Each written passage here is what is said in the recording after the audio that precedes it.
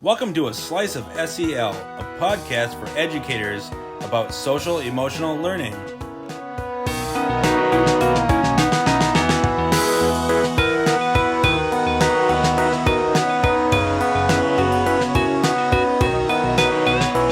Welcome to A Slice of SEL. We're the SEL services team at the St. Croix River Education District. I'm Nick. I'm Rye. And I'm Courtney. And to recap, this week we are finishing our 5-episode series about integrated SEL instruction, also known as weaving SEL into academic instruction throughout the day. And we have been going in these episodes grade band by grade band and talking through many examples of activities for how to do SEL integration. It really sounds a lot kookier and scarier than it actually is. During this series, you've hopefully been picking up activity ideas for your classroom, but really the other benefit is just learning about the SEL standards in Minnesota themselves. And it's important to have some fluency in those 5 standards areas because they're the foundation of everything we're doing in SEL. All roads lead back to those SEL standards. If we're doing things right, pretty much everything we're doing across the school day is supporting students in meeting those SEL standards. And to preview, this week we're chatting about standards area number 5 out of 5, responsible decision making. These skills are like our compass, and it covers, for example, knowing what our options are when we're making a decision, weighing pros and cons, understanding the consequences of each option we could pick, and making a good choice. And at younger ages, this can be simple things like safe versus unsafe. But when we get to high school, for example, you've got very sophisticated decisions where we're factoring in ethics, for example. And this also covers reflecting on decisions afterward and learning from our mistakes. But before that, let's talk about what's filling our bucket. I will go first. A couple of things were filling my bucket this week, but just today, you guys will probably be really excited about this too. And I don't know, Nick and Courtney, if you've heard, but Taylor Swift is dropping new music tonight. I did hear that. So that is filling my bucket, at least this hour. Congratulations to you, Rye, and congratulations to the world. Right.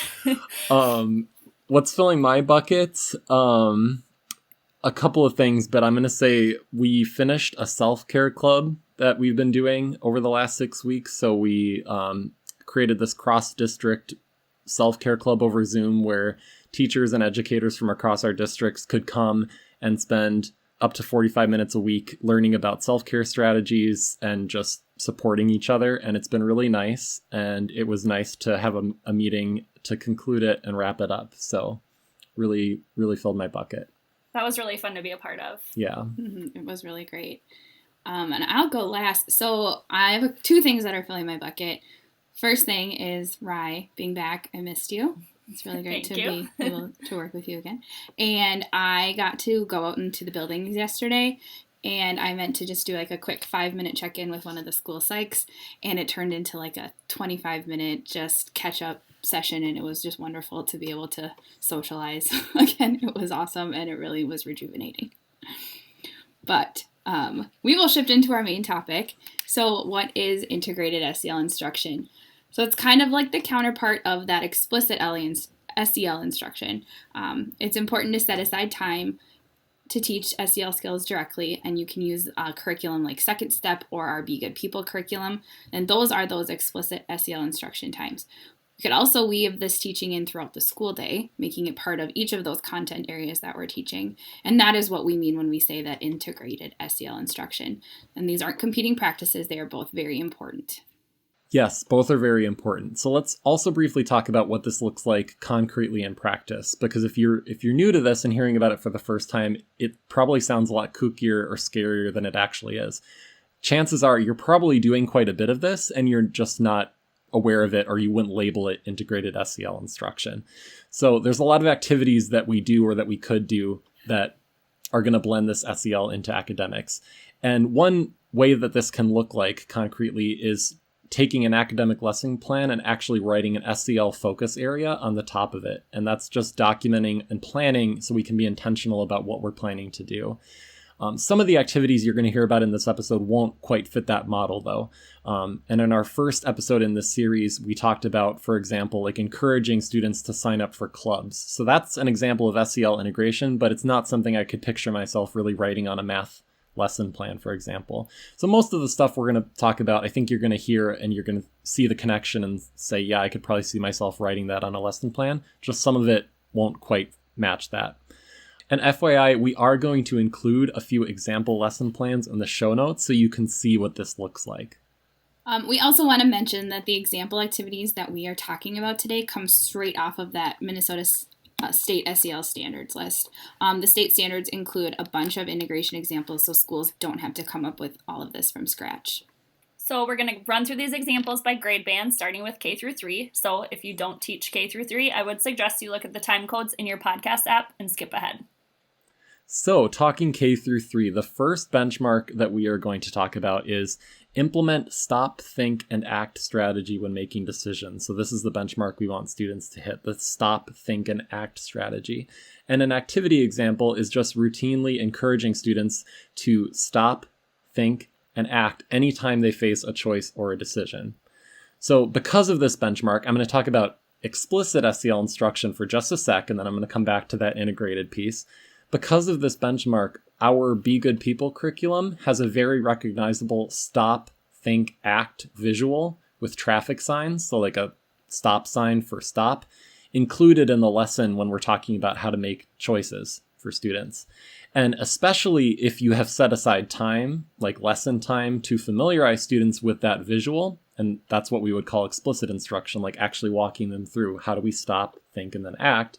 Once you've done that, then you can reference that all the time whenever there's opportunities. And that's a great way to weave it in and make it meaningful for kids. And we don't just talk about stop, think, and act the one time. We keep using that all day long. So there's going to be spontaneous instances like free time, for example. Maybe all the computers are being used and you see a little kiddo breaking into tears because all the computers are being used, and we could talk them through. Let's stop, take a big belly breath, and then we'll think, what are our choices? And then we'll act, we'll make the best choice. So you could also do this in a planned way during a lesson. So just for example, say you've got 2 different groups working on 2 different versions of an art project. You could guide the whole class. Let's stop, think, which choice do we like better, and then act, make our choice. So that's a planned, intentional way where I could weave it in to a lesson plan. The next one is understand that decisions have positive and negative effects on themselves and others. The activity for this is use story time to discuss how characters made decisions and how those decisions affected themselves and others. So the first story that came to mind for me for this one was the story of the 3 little pigs, and more specifically how each pig made their house out of a different material and what effect that decision made on them and the rest of their piglet siblings. So, of course, the first pig made his out of straw and finished first. The second pig made his out of sticks and finished next. And those 2 pigs maybe had more time to do other things that they probably had more fun doing. But the last pig took his time and made his house out of bricks and finished last. But when that big bad wolf came by, whose house did all the little pigs end up running in and ultimately saved them from the big bad wolf? It was that pig that made it his house out of bricks. Thanks for finishing that, Rye. I like to think Right? Courtney and I were unfamiliar, sure. just like sitting on the edge of our seats waiting for the answer. But that's a perfect example because there's 3 very clear choices of materials in that story, and you can, without even using the words pros and cons, like walk students, little kiddos through like pros of straw. Well, we have more time for fun stuff. Cons. It fell right down when the wolf blew on it. So great example.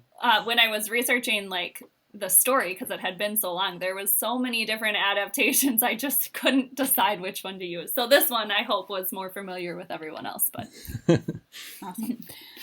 All right, the next benchmark, is really the same that Rye just did, but another activity. So in social studies, read biographies of leaders and discuss their decisions and the effects of the decisions on others. So this one is really just a reiteration of what Rye just went over kind of, but instead of using a story, we would use someone from history, maybe Abraham Lincoln's decisions as a president, and then positive and negative effects that those decisions had. Yeah, great example. The last one is explain the consequences and rewards of actions on self, others, or group. So an activity is teach a vocabulary lesson on consequences. During story time, routinely ask students what the consequences of a character's decisions were. So going back to my three little pigs, but this time maybe from a different perspective, you could ask questions like, what was the consequence for each pig's material choice?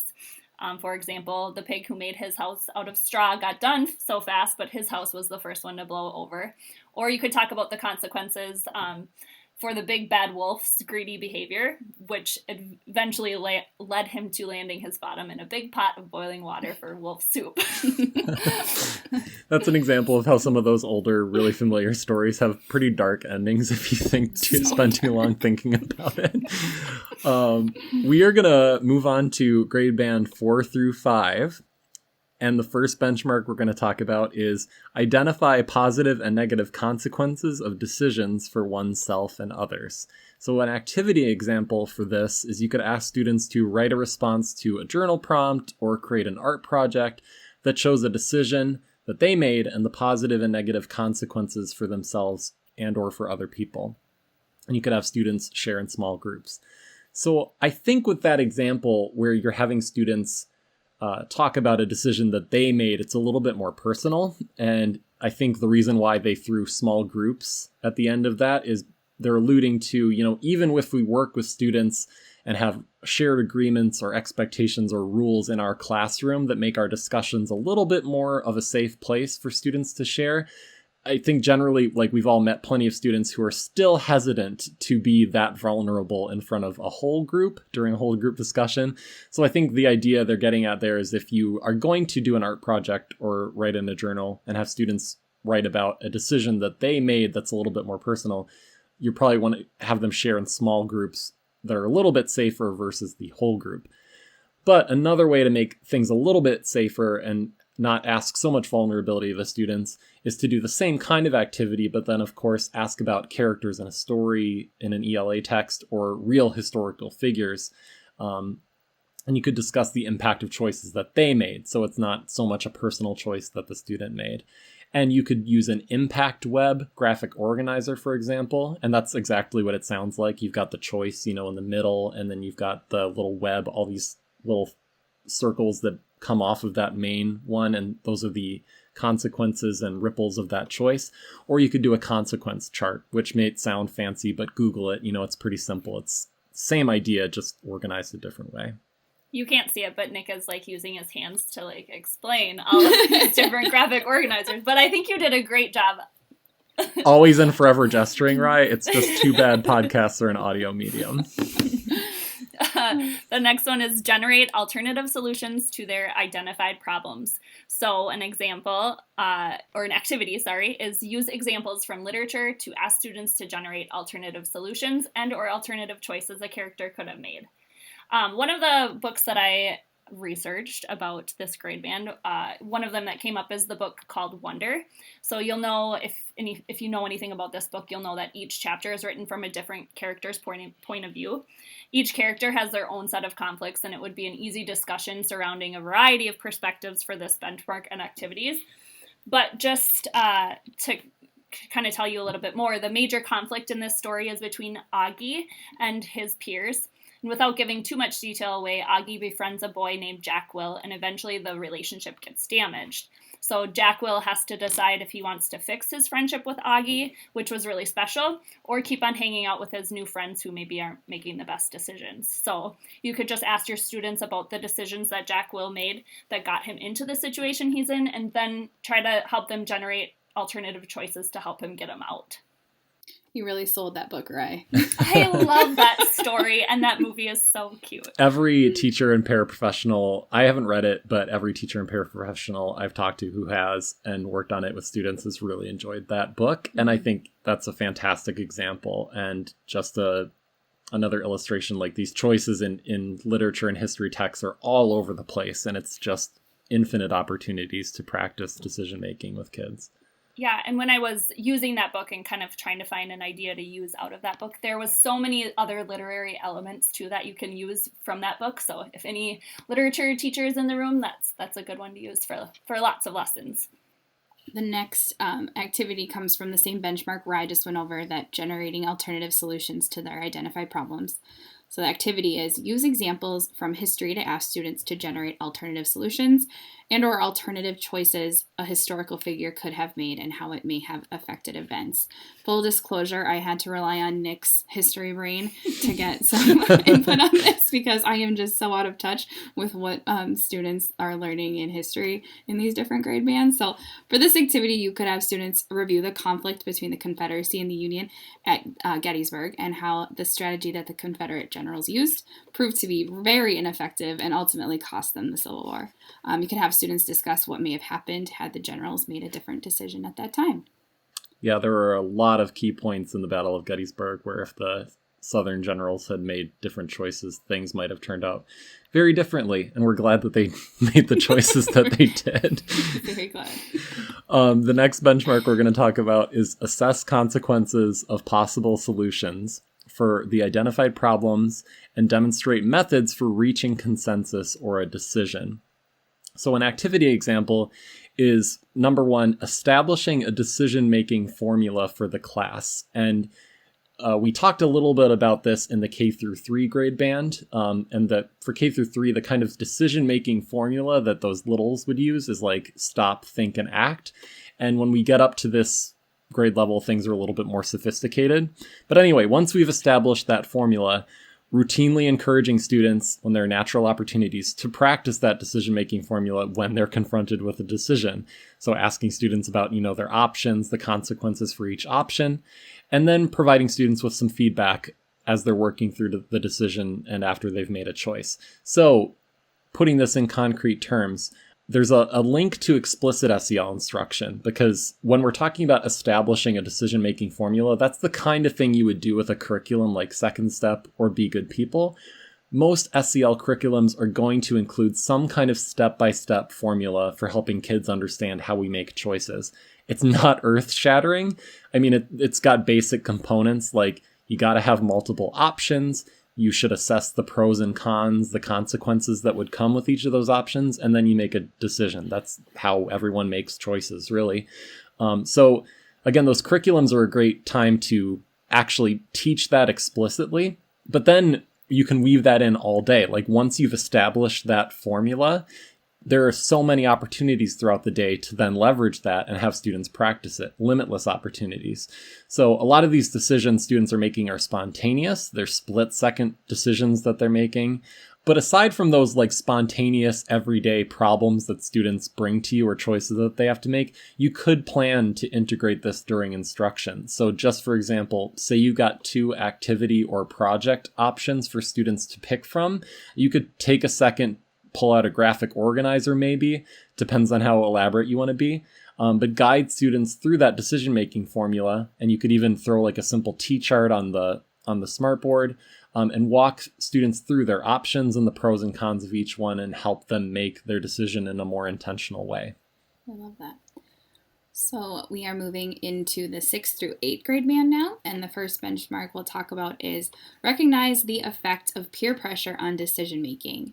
An activity for this is to use examples in literature to discuss how peer pressure, including perceptions about what peers are thinking, may have influenced a character's decision.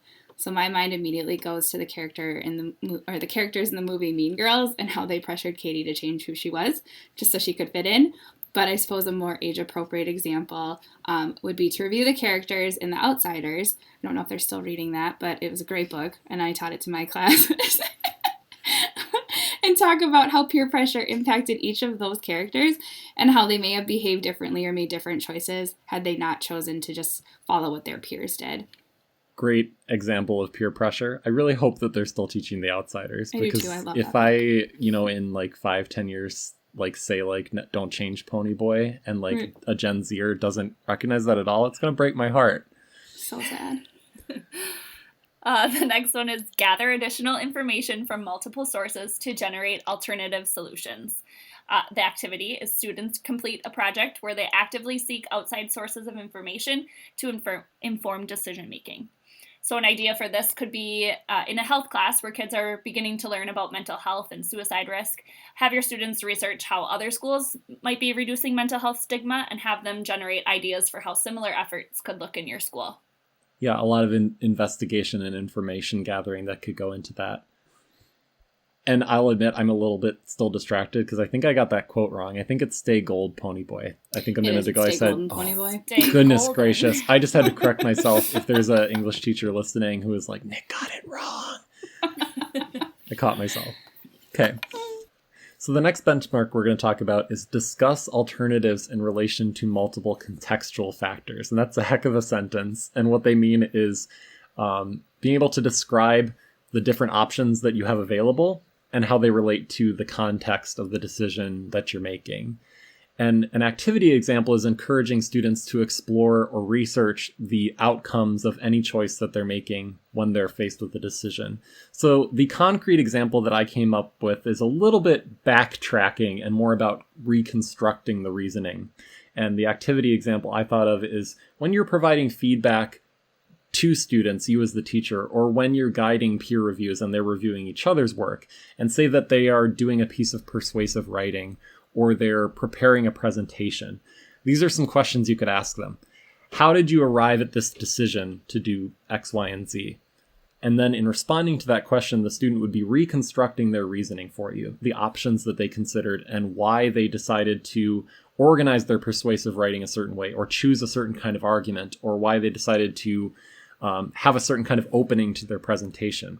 And then a second question you could ask, like, if you changed X, Y, and Z, how would your project change, or how would it have changed? So those are kind of questions where in just the typical routine process of giving students feedback or guiding peer reviews, you can guide them to be reconstructing their reasoning and thinking deeply about the options that they actually have available. Because students often, I think, operate pretty impulsively and they just kind of go with their first instinct.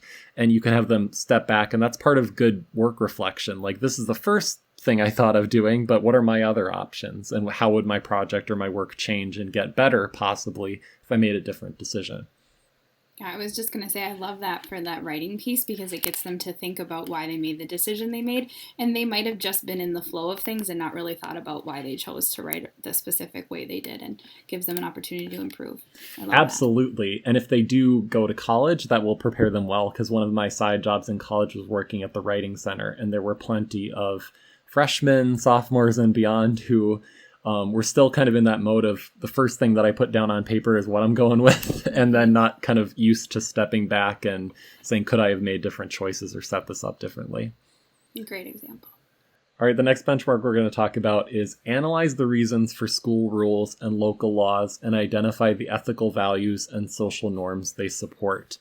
And the activity example that comes up in the MD standards is basically that. Just when you're talking about local laws, or if you bring up school rules, have students in a journal format or any kind of discussion format reflect on the reasons that those local laws or school rules exist. So I think the most likely place this is going to occur is a civics class, for example. Like, laws are going to come up. It might be local laws, it might be state laws, federal laws.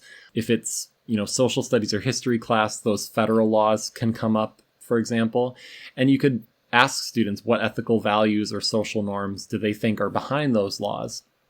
And you could set them up for success by maybe giving them a few options or examples of what an ethical value is, and have them choose from a list and then maybe write about it, get those wheels turning. And then you could have them analyze and critique the law, like the pros and cons of what that law achieved. And you could ask them a question like, if it were up to you, would you change that law? And how would you change it? And why? And that can inspire some really deep processing about the decision-making that's involved in making laws and rules in general. I think sometimes our kids are quick to think that rules should be changed just because they don't like them. And I think this activity would be really good because you could go even further in depth to see, like, how would things be different if the law was changed? Like, what would the butterfly effect of those laws changing be? I love that example, Nick. Yeah, I was thinking the exact same thing. A lot of adolescents that I've worked with are pretty quick to say, like, well, I don't like this rule. And then if you actually have a calm conversation like, well, okay, say that we changed it and it was this instead, or say that we had no rules at all, like actually walking through like what effects and ripples they think that would have is a good processing activity. Absolutely. So shifting to our high schoolers and the 9 through 12 grade band, the benchmark we're going to focus on first is analyze and evaluate evidence, arguments, claims, and benefits to inform effective decisions. So in addition to the activity examples that we've generally been focusing on in these episodes, the Minnesota SEL standards also draw connections to academic standards. And there are a couple ELA standards here that are almost exactly the same as that SEL benchmark that I read. And one is writing arguments and supporting their claims using valid reasoning and relevant and sufficient evidence. And the other is kind of the flip side, where we're evaluating someone else's argument or someone else's claims and assessing whether or not they're using valid reasoning or if their evidence is sufficient. So us making that strong argument or evaluating the quality of someone else's argument. And I think this has so much to do with critical thinking. And a common teacher frustration that I've seen or heard from colleagues is, hey, I saw another post online from a parent saying that teachers really need to be teaching critical thinking. Like, what are schools doing? Like, why aren't we having our students learn critical thinking? And the retort that I typically hear is, well, the class isn't called critical thinking, but critical thinking is woven into the curriculum in many areas. And I think when we recognize that critical thinking goes hand in hand with this SEL standards area, responsible decision making, that's just a perfect encapsulation of what we've been talking about in these episodes, where you're probably already doing some quote unquote integrated SEL instruction without even realizing it. Because what a lot of teachers say is like, I'm already teaching critical thinking. The class just isn't called critical thinking. So an example of what this actually might look like in class is, Courtney, you've talked about, like you taught in high school, and critical events were something you tried to weave into your class all the time. And in pop culture, we know kids are seeing information from non-credible sources, like posted on social media, presented on various TV channels, and we want them to have the skills to understand persuasion strategies, standards of evidence. So in ELA, for example, when we are learning about how to make quality arguments or evaluate the quality of someone else's argument, you could weave in those current events or any text you're reading. It just goes so hand in hand with what we're trying to achieve here. Absolutely, Nick. So like when I would teach about current events in my class, we would always look to see if those sources that the students got their events from were credible, or talk about who was writing the source and like what their background was. Absolutely. And you can also, I'm just thinking of when we teach students to recognize different kinds of arguments, like when someone's attacking credibility instead of actually discussing the substance and the logic of the argument, just teaching students to recognize that is a great example of this. That's going to also help them recognize negative peer pressure and respond to it appropriately, for example. So many connections. Absolutely. The next benchmark we're going to chat about is demonstrate the ability to consider personal responsibility, social norms, safety concerns, and ethical standards when making decisions. So just an activity example. In ELA, science, social studies, discuss the meaning of personal responsibility, ethics, and norms, just those terms. And one thing we've talked about is that the MDE SEL standards draw connections to academic standards as well. And in ELA, this comes up in a 9th grade standard where students are recognizing ethical standards and safety practices in social and personal media communications. And then in science, there are several standards where we're understanding the effects of ethics on how research is conducted. So those are right there in ELA standards and science standards, some natural opportunities where having students develop an understanding of what personal responsibility means, what ethics means, what norms are going to naturally occur in the curriculum. Yeah, I have the same one, but a different activity. So my activity is assign reports that ask students to learn about a figure in history who showed personal responsibility and ethics. Ask how their sense of responsibility and ethics affected their decisions. So maybe you teach history and you can have your students consider those factors when leaders have had to make wartime decisions.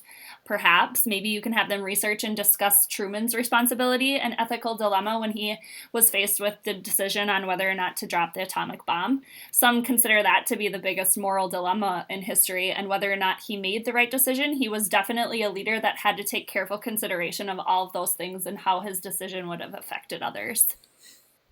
And I just wanted to point out, I like that when we're coming up with examples of these activities in practice, we tend to think of really, really big scale things like literally the greatest ethical dilemma in the history of the human race. And you're probably gonna be able to spot, or as you're lesson planning, some lower stakes decisions than that. The last benchmark we'll talk about is regularly demonstrate the use of systematic decision-making by identifying a decision, gathering information, and assessing alternative resolutions. So an activity for this one could be to read current events and discuss how a decision was made and evaluate the quality of that decision against a clearly defined criteria. So for example, did the individual appear to follow a good decision-making strategy? So an example for this could be reviewing the circumstances surrounding the Brexit decision and how that vote was kind of held before the people that were going to be impacted could properly vet all the alternatives or really make a good choice about that decision to leave or not. And there are so many other examples within current events that you can use. Like we said, we tend to use big scale things, but there's small things. There's small things in the county newspaper all the time that you can talk about. Simple votes for school funding, those types of things that come up all the time. And plenty of examples in pop culture where it appears that someone made an impulsive choice without doing all of their due diligence and research. Yeah, lots of opportunities to prompt this critical thinking for students. Absolutely. So let's talk takeaways. So responsible decision making, the 5th out of 5 SEL standards area, is kind of like our compass. We're making decisions all the time, and we're always having opportunities to use this skill set. And the skills that are included in the standards area include knowing our options, being able to weigh the pros and cons of each option, understanding the consequences of each option, and making a good choice for ourselves and others. And at young ages, like we said, this is simple decisions like what's safe versus unsafe. But by the time we get to high school, we're getting to some very sophisticated choices where we're factoring in ethics and societal norms. And the standards area also covers not just making the decisions, but reflecting afterward on the choices we've made and learning from our mistakes. And in addition to spending dedicated time actually teaching this skill set, like we talked in the episode about actually spending dedicated time teaching students a decision-making formula, and that could be like your explicit SEL instruction, there are also endless opportunities to weave this learning in throughout the school day when students are making choices spontaneously, when they're faced with choices in the middle of a lesson, when they're talking about the choices that a literary character made or a historical character made, when they're using their critical thinking skills when it comes to current events. So many examples. Well, thank you so much for spending time with us today and for hanging out with us during this 5-part series on weaving SEL into academic instruction. Make sure to subscribe, and if you're on YouTube, click the bell so that you're notified when new episodes are released each week. We'll see you when you come back for another slice of SEL. Thanks, guys. Bye.